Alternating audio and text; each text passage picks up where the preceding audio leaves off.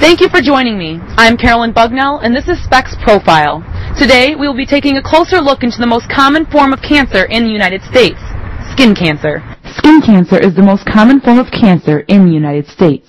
According to the American Cancer Society, it is difficult to gauge the exact number of cases since many unfortunately go undetected.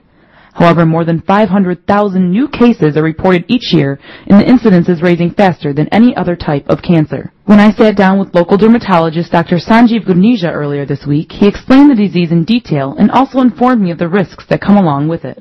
It's a growth that originates in the skin that's simply out of control. The most common risk factor is extensive sun exposure, but you also have to be a relatively fair-skinned person. With the incidence of skin cancer on the rise, it has never been more important to share the message that prevention and detection are the keys to avoiding this potentially life-threatening condition. Actually, the vast majority of skin cancer is completely asymptomatic. You don't even know that anything's there.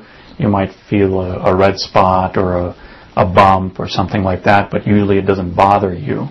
Often it can grow out of control and it'll be too late by the time it actually develops symptoms. 25-year-old Jenny Bugnell, who was diagnosed with melanoma when she was 19, shared her story with our Specs Profile cameras. On my lower back there was a mole, and it started getting bigger and discolored.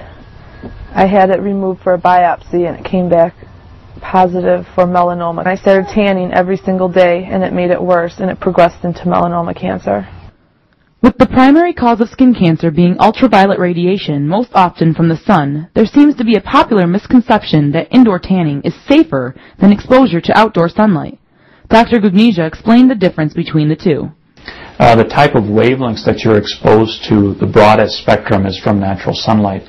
Tanning bed use typically exposes you to ultraviolet A radiation. Recent studies suggest that the prevention message is not being heard, or worse, is simply being ignored. But are tanning salon owners even warning their clients of the risks? Everything has its risks in life. You have to be careful. That's why we always say never to overexpose and to limit your tanning. Tanning in moderation is great. Everything is moderation. Although Jenny's tanning salon did not warn her about the health risks that come along with tanning, Nigel Appler, owner of Hotspot Tanning Salon in Windsor, Ontario, says that he is educated about skin cancer and he shares his knowledge with his employees and clients. All of my employees, including myself, all have Smart Tan certifications. There's a lot of bad tanning salons out there. There's a lot of good ones, too. Just like everything, there's a lot of bad doctors. There's a lot of good doctors. If you are concerned about skin cancer, your family physician is a good place to start. They can examine your skin at your annual physical and then refer you to a specialist if necessary. With Specs Profile, I'm Carolyn Bugnell.